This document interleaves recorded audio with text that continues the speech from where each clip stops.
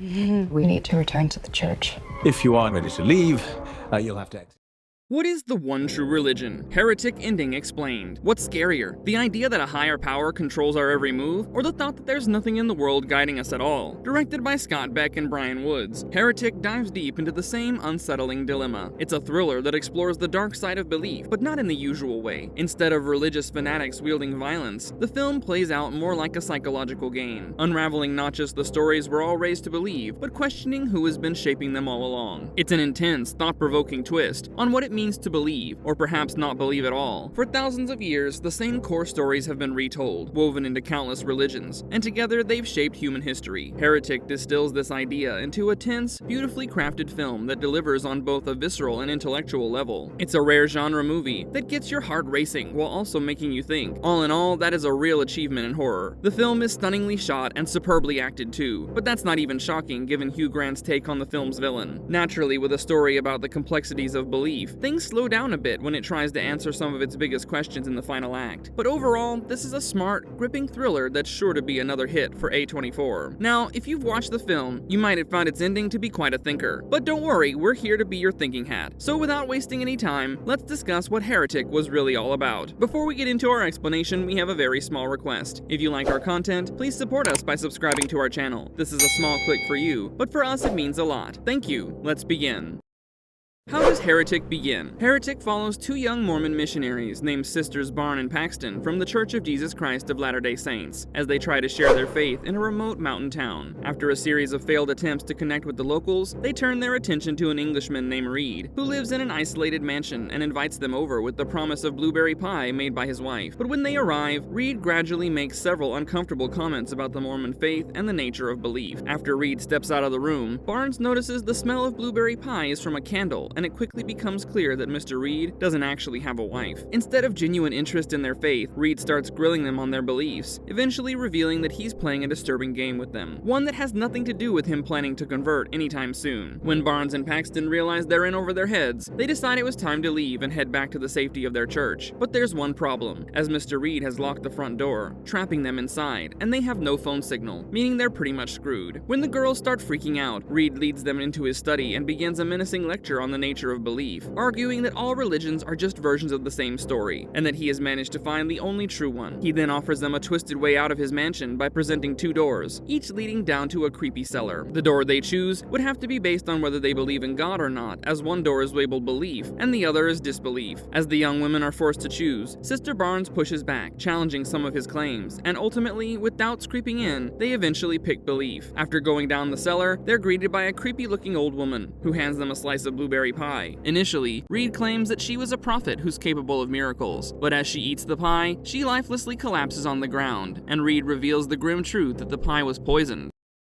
Heretic's ending is quite a doozy. The shocking twist of Heretic comes when Reed insists that the woman will come back to life with answers about the afterlife. While Barnes and Paxton wait nervously in the cellar, they hear a knock at the door. A concerned Mormon elder named Kennedy arrives outside Reed's mansion, as he had grown worried when the two young missionaries hadn't returned to the church on time. When he asks Reed if he's seen them, of course the evil man feigns innocence. Before leaving, Kennedy even offers him a leaflet about the Mormon faith, which Reed takes with a polite smile. Meanwhile, Barnes and Paxton manage to find some matches and try to start a fire as a signal for help, but just as they're about to strike it, the old woman, aka the prophet, suddenly appears behind them, surprisingly alive and well, and puts an end to their escape attempt before beginning to describe what she saw in the afterlife. Reed then returns to the cellar and presses the girls to explain what they had just seen. Barnes, however, dismisses the prophet's vision as nothing more than textbook hallucinations, common in near-death experiences. In a terrifying turn, Reed suddenly slashes her throat, declaring she too will rise again like the prophet. But when nothing happens, and Barnes simply bleeds out, Reed cuts her arm open to pull a small metal rod, claiming that it was proof of her being an artificial person, and that her failure to resurrect confirms his theory that they were in a simulation. Paxton, however, recognizes the rod as a contraceptive implant, which was a surprising discovery for her, since she didn't know that Barnes was sexually active, something that strongly conflicted with their religious beliefs. As Paxton started piecing things together, she realized that Reed had orchestrated everything. While she and Barnes were distracted by the elder's visit, a second woman stepped in, hiding the original prophet's corpse and taking her place to deliver a rehearsed post-afterlife description as scripted by Reed, but there was a small slip as she added an unscripted line saying how it was not real. So Reed killing Barnes in his attempt to convince Paxton they were in a simulation was just a desperate cover-up for the plan going off track. Paxton then discovered a hidden chute where the prophet's body was stashed, and she cautiously descended, with Reed ominously claiming that it will lead her to the one true religion. As she explores further into the hidden path, Paxton stumbles upon another cellar and makes a chilling discovery as she enters a room filled with caged women, and it's there that she finally understands Reed's twisted belief is rooted from the desire to control others. Reed has been holding multiple women captive, and all of them look like the so-called prophet. In a final act of defiance, Paxton stabs Reed in the neck with a dagger she had been hiding, but he retaliates by stabbing her in the gut. As both of them bleed out, Paxton starts to pray, telling a frustrated Reed that her actions are meant to show kindness to others, not to achieve anything material. Just as Reed is about to finish her off, Barnes, who's somehow still alive, reappears from behind and strikes him with a plank of wood, killing him before succumbing to her own injuries. At the end, Paxton manages to escape, stumbling outside and running toward freedom. Just before she's out of view, a butterfly lands on her hand, something she had once promised she would do for her loved ones after her death. But is this butterfly real or a hallucination? Guess we'll never know.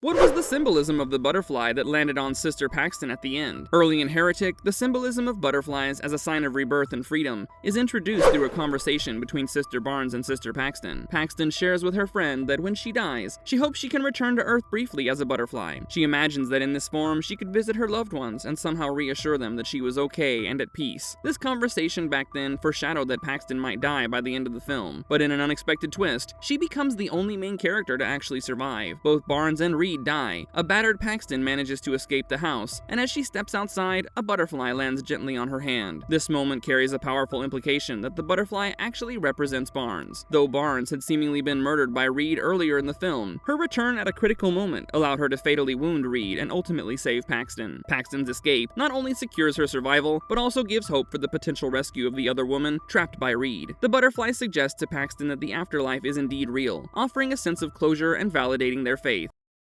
How did Sister Barnes come back to the scene for the final blow of Heretic? One of the most shocking twists in Heretic happens when Mr. Reed confronts Barnes and Paxton after trying to deceive them with a fake resurrection. Barnes calls him out loudly, accusing him of pulling off a sloppy trick, and just as she moves in to attack him, Reed suddenly slashes her throat with a box cutter. Naturally, Barnes is absent from the climax of the film until the very end, when she unexpectedly reappears to kill Reed and save Paxton. This scene leaves an intriguing sense of ambiguity, as it's unclear what exactly happened to Barnes. One possibility is that she was faking her death, holding on to her last bit of strength until the perfect moment to strike. If that's the case, it would be a clever twist, mirroring Reed's own use of fake resurrections to manipulate the women. On the other hand, it's also possible that Barnes was genuinely resurrected, at least long enough to stop Reed. The spiritual themes in Heretic, along with its exploration of doubt and possibility, make both interpretations thematically rich and open to interpretation.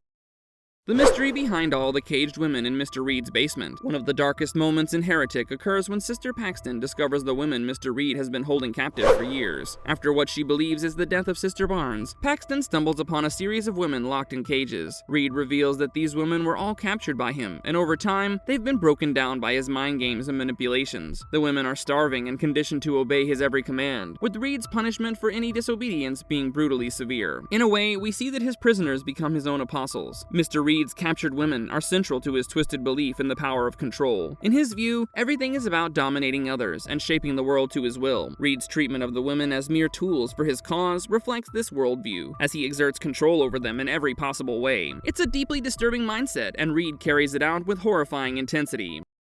Did Mr. Reed really have a wife? One of the first major plot twists in Heretic also serves as an early warning sign for the sisters about the danger they're in. When Barnes and Paxton express concern about being alone with him, Mr. Reed brushes it off, claiming his wife is just shy and busy making a pie in another room. But later, when it's revealed that the scent of blueberry is actually coming from a nearby candle, it becomes clear that Mr. Reed doesn't have a wife in the traditional sense of the word. However, Mr. Reed's disciples are subtly implied to serve as his wives, obediently following the commands of the man they consider as the head of their household.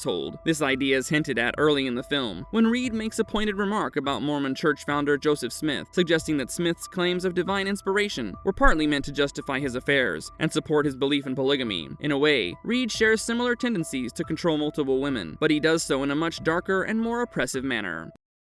What is Mr. Reed's one true religion? At the core of it all, the entire film is about control. No gods, prophets, or spirits, just one creepy man with a basement full of cages. Determined to exert his power over the women he's trapped, Mr. Reed's mysterious actions and plans drive the real tension in Heretic, especially as his true, far more brutal nature is slowly revealed. At first, he comes across as polite and even charming, with a gentle curiosity about the missionaries and a tendency to apologize if he accidentally offends anyone. But as his conversation with Sister Barnes and Sister Paxton becomes more personal and judgmental, he starts to feel increasingly unsettled. Over time, the two missionaries learn that Reed has spent decades researching various religions, all in search of the true faith to follow. Ultimately, Reed's true religion boils down to the idea of control. At first, he tries to sway the young women with his words, but when that doesn't work, he resorts to a more dramatic method by staging the resurrection of one of the other women he's been holding captive. After killing her and replacing her with another, Reed aims to mentally break both Paxton and Barnes by having the new woman claim that there's nothing but darkness after death. It becomes clear that Reed's plan is to either crack their spirits and add them to his collection of followers, or if that fails, simply kill them. But at the end, we get the implication that Sister Paxton will survive, though she's clearly changed from the hopeful person she was at the start of Heretic, as she steps out into the blizzard. However, the main takeaway from the film remains rooted in Reed's obsessive thirst for control, which has twisted into his own warped version of the one true religion. Heretic is primarily about faith and how it can be used as a tool, either by the powerful to control others, or by the oppressed to find hope. Reed's path toward discovering a true faith led him to his current state, while Barnes and Paxton held on to their own faiths. In the end, it's their steadfast faith that helped them resist Reed's manipulation, allowing them to escape the grim fate that befell his other victims. This faith in each other and their beliefs ultimately pays off, as Barnes is given a second chance to avenge her death and save Paxton in the process. The butterfly at the end of the film symbolizes how their faith was actually rewarded, with Barnes finding peace. While faith can be wielded as a weapon, it also acts as a shield, and in the end, it's this strength that allows Paxton to survive the darkness of Heretic's conclusion. All I can say is, this one was a pretty banger of a film, and a breath of fresh air amongst all the non-linear horror crap flooding the world as of late. Have you guys watched Heretic yet? If yes, let us know your thoughts and theories in the comment box below. And if you liked our content, don't forget to leave a like and subscribe to us if you haven't already. Have a good one and be safe. Thanks everyone.